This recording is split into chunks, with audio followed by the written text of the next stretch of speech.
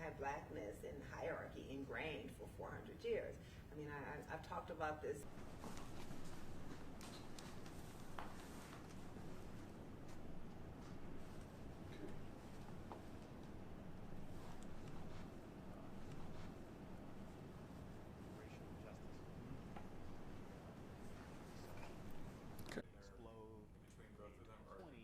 How are you feeling about 2021, the highs and the lows?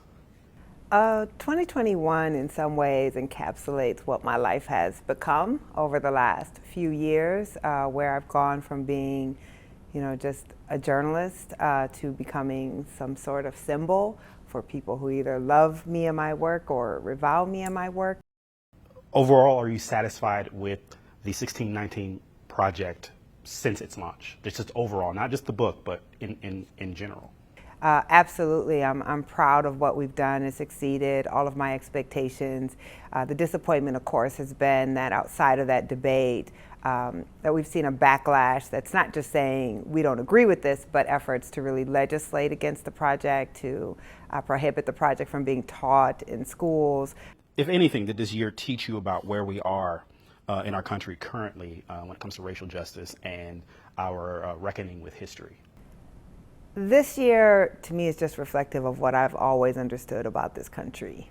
And that is that steps forward, steps towards racial progress are always met with an intensive backlash, that we are a society that willfully does not want to deal with the anti-blackness that is at the core of so many of our institutions and really our society itself.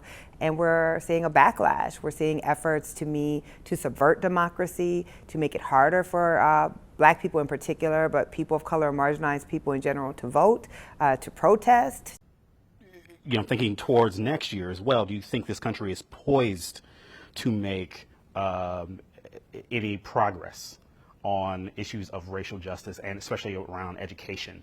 What I'll say is what was underplayed was that there's a difference between a classroom teacher who maybe didn't do a great job of a lesson on race and the state legislature seeking to ban entire ideas, or people who are threatening school board members, which we saw, the anti-critical race theory crowd threatening school board members, or school boards banning books or threatening to burn books or saying we aren't going to allow you to teach these ideas. Do you believe we're at a point where our democracy could be in peril?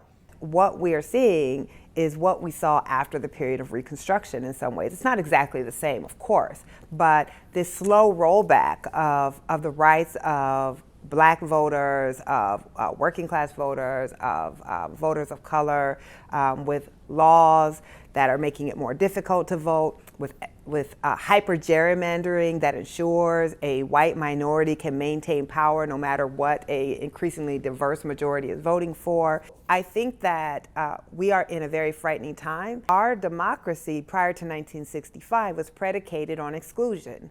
It existed because Black people were excluded from democracy. And it was really a democracy for white people. We're seeing something very similar occurring now. So we haven't had a true democracy or resemblance of a democracy except for 55 years.